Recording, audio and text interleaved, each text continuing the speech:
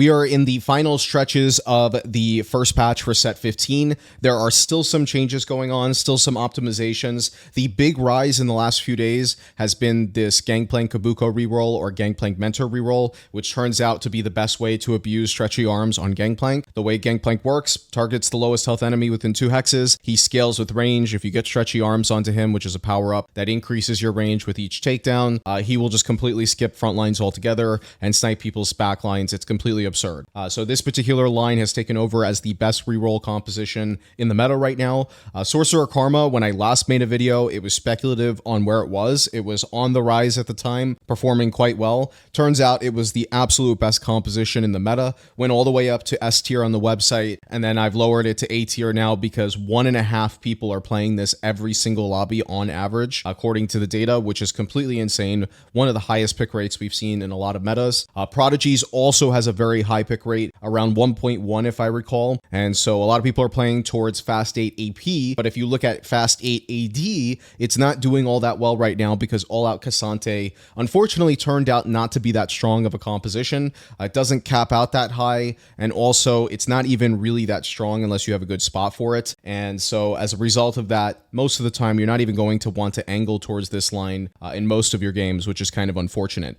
Kel reroll still doing quite well, Katarina reroll still doing quite well, but the problem, again, with both of these comps is, of course, you can't angle them every single game. Kale requires some way for you to be able to get to level 9 in early stage 5, and Katarina requires most of the time for you to win out an artifact or a radiant item. Star Guardians can still be played, but they really need to be played from tempo spots, so you need to be win streaking in stage 2 and stage 3, and you're going to try to stay ahead of tempo for most of the early and mid game, and then you're probably going to bleed out to a second or a third at best with this particular composition. And then the crew reroll is still gated behind certain augments, such as Treasure Hunt, that give you a lot of resources or are able to make it so that you can hit your 3 stars sooner. So the meta has really consolidated a lot, and it's mostly currently Sorcerer Karma, Prodigies, and then this new Gangplank Kabuko reroll. And if you're able to get the Crystal Gambit emblem, of course, Crystal Gambit is still completely broken. That hasn't changed at all. But the meta has definitely gotten worse, I believe, over the last week or so. All right, next up is a quick glance at the tier list. So if you look at the last video that I uploaded, we were mainly focused on the Crystal Gambit line as well as the Build-A-Bud into Kale Juggernaut reroll. There are a couple of other options now that are in the OP tier. So for example, we have Silvermere Dawn into Jayce Caitlyn reroll. This Jayce unit with Silvermere Dawn is not normal at all. It goes from being a C tier composition, you would never play it, to being one of the best lines in the game if you're able to get Silvermere onto Jayce. We'll talk about that a little bit later. Gangplank, of course, still very broken with range artifacts. Sniper's Focus just happens to be the best of the 3 because when you pair that with stretchy arms, he gets a lot of damage amp from being able to snipe people's backlines. And then Dawn Core also completely broken on Gangplank, especially if you're able to get stretchy arms because he just basically permacast and keeps one-shotting people's backlines. Schoolyard Justice Garen, there was recently a discovery with this hero augment that Rageblade is really powerful on Garen, and so that also means that there's a number of different artifact lines that got opened up. We already knew that Silvermere was good. Of course, you would not pair that with Rageblade, but Flickerblade, for example, is a lot more powerful than we thought before because you can just put this onto the Garen and he'll pop off. Innervating Locket with Rageblade is also quite good, so keep that in mind when you see this hero augment. You really want to be able to build Rageblade. We'll talk about that later. Sorcerer Karma, Mana Zane, really powerful on Karma. Sniper's Focus, really powerful on Gwen. With Kale Juggernaut reroll, we're looking at Radiant Ginsus on the Kale, Radiant Refactor to get the Radiant Ginsus, as well as Flickerblade. All of these raise it to the OP tier. And then finally, we have Tectonic Titan, Malphite. If you're able to get Mana Zane with this particular hero augment, I believe it actually averages in the 1s. It's completely broken. Win rate of like over 50%. So these are your OP lines, a couple of more than you saw maybe in the last video.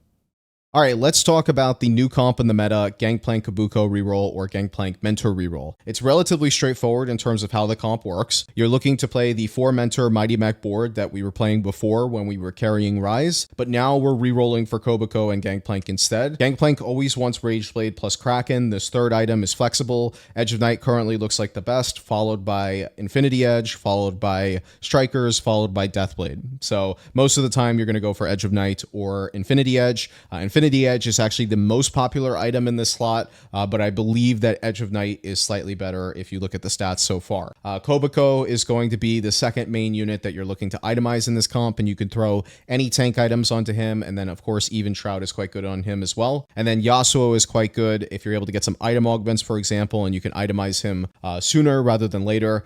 He can be very powerful once the 4 mentor bonus is active. But let's talk about that, because one of the complications of this composition is that because you want to play around 4 mentor, and mentor is only active when you have 1 mentor or 4 mentor, and you're re-rolling on 6, it's very difficult to find Rise on level 6. You're not always going to be able to find it on level 6. What do you do, and when should you roll? How much gold should you roll on each level? It's still getting solved, but from what I've seen so far, you should spend the overwhelming majority of your gold on level 6. In fact, I see some high-level players not going level 7 until 4-5. So you're either going to go level 7 on 4-2 or 4-5 in a lot of your games, unless somehow you have Gangplank 3, Kabuko 3 on 4-1, then you can go ahead and level on 4-1. But most of the time, it's going to be 4-2 or 4-5 from what I've seen so far, and this might still get optimized. And then you have a bunch of different level 6 boards that you can play towards. Currently, I think this is the strongest level 6 board that you can play, where you have Viego plus the Fury and Mighty Mech. One thing of note, you're always going to be playing around Mighty Mech on level 6 if possible. So you have this Viego Nefuri variation, you have a 4 Juggernaut variation where you play around Udyr instead of Kobako. You have a 4 Duelist variation where you play around Udyr instead of Kobako.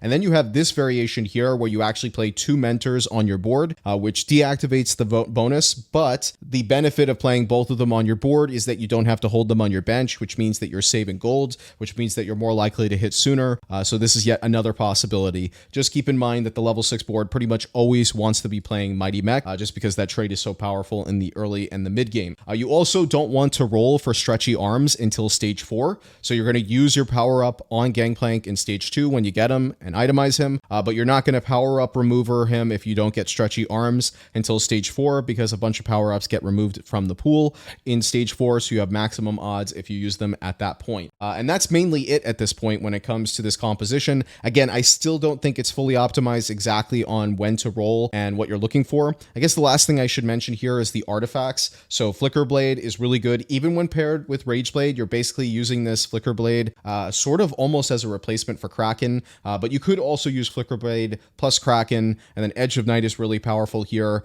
You can also go IE. You can also do Rage Blade Kraken, so you have a couple of options for pairing it with Flicker Blade. Radiant Ginsu's is quite good. You also have Dawn Core with Rage Blade Kraken. Of course, this build is only really good if you're able to get stretchy arms. If you don't have stretchy arms, then Dawn Core is not going to be that powerful because your GP is just going to walk up and get himself killed. You have all of the range artifacts that are really powerful, and most of them just want it to get paired with Rage Blade plus Kraken.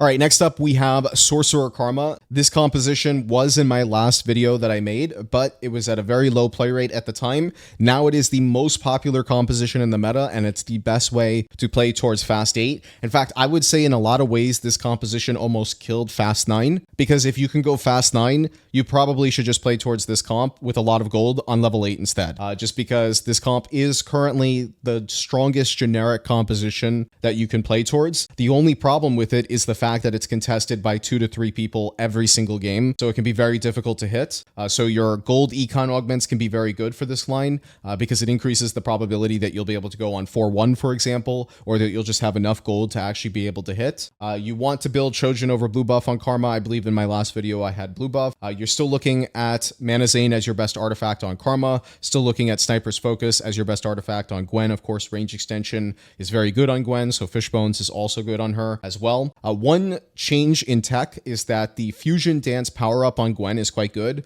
and you'll just sack the Lux to your Gwen, because Lux is a soul fighter as well as a sorcerer, so she provides a lot of stats to the Gwen, which makes it more likely that Gwen will be able to one-shot the backline when she gets to that third cast. And then you still want to have your tank items on Jarvan over Swain if they are the same star level. Of course, if you have Jarvan 1 and Swain 2, then you will put your tank items on Swain instead. If you get a sorcerer emblem, you're just going to drop out of the Ari, put that emblem onto Rise, and then you could play Zyra on your board. Of course, if you have Zyra 2 and Rise 1, then you can go ahead and put the sorcerer emblem on Zyra instead. And that's mainly it for Sorks.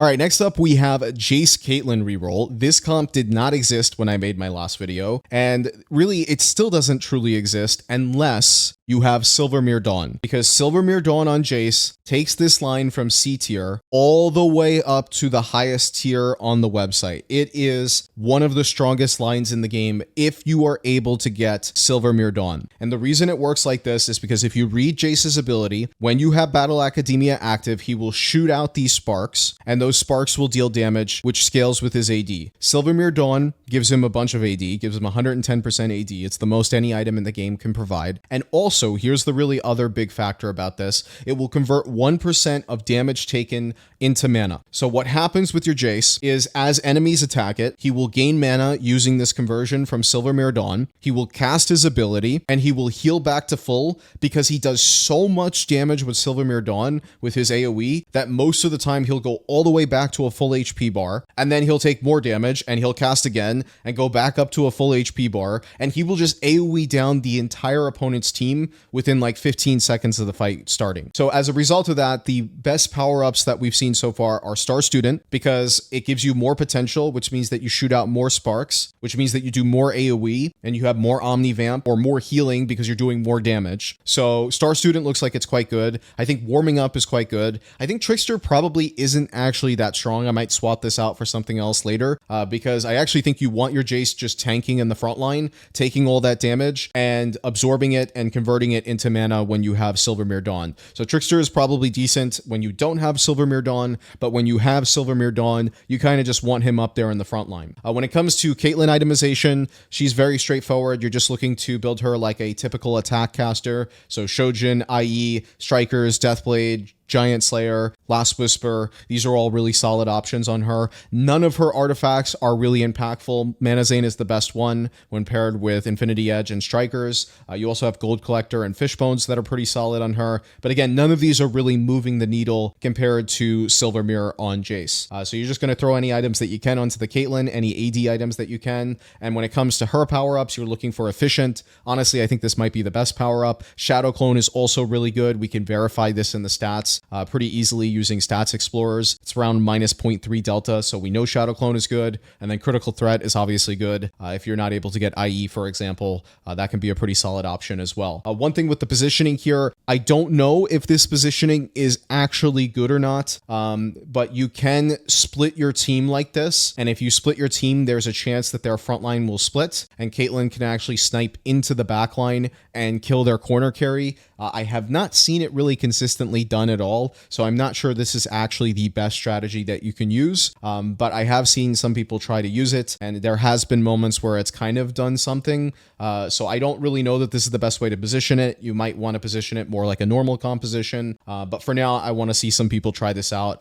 and see if there are ways to get Caitlyn to actually snipe the enemy corner carry. The last thing I want to mention here, there's currently no composition that shows if you get the Battle Academia +1, but obviously this is quite good because you're not usually going to get to level 9 with this comp. That's the other thing, is it's a very expensive line to play for because you're trying to 3-star your Jayce and 3-star your Caitlyn. So most of the time you're going to end the game on level 8. And if you get Battle Academia emblem, that's going to enable you to actually be able to get both the Koboko on your board, which gives you the mentor bonus and heavyweight for Jayce, as well as the sniper on your board for Caitlyn.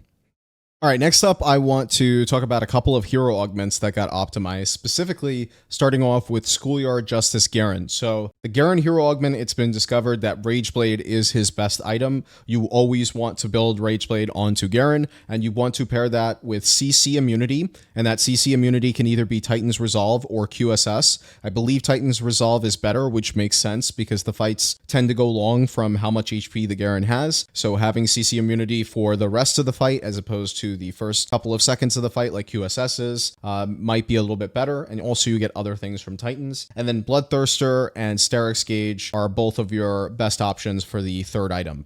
Both of them are completely interchangeable, so that's your Garen build. And it's also enabled some really interesting artifact lines. So I think the most broken artifact line for Garen is this Innervating Locket Titans Rageblade build. Not many people have tried it out yet. Of course, it's very difficult to get specific artifacts with hero augments, but I believe this is completely broken, just because, I mean, just thinking about it, the amount of healing that you would get from this is completely absurd. And once you have CC immunity for the rest of the fight, I don't see a world where this Garen is killable without an insane amount of overtime damage. So yeah, I think Innervating Locket is probably his best artifact. You now have also Flicker Blade as an option as a replacement for Rage Blade. Silvermere Dawn was always an option before. You would pair that with double Omnivamp. Obviously, we're not going to pair that with Rage Blade because attack speed is locked. Mittens you can play without Rage Blade because it gives 60% attack speed, but I think you can also play it with Rage Blade if you want to. Titanic Hydra, I don't know the best way to play this. It might just be BT Titans, it might be Titans Rage Blade, it might be QSS Rage Blade.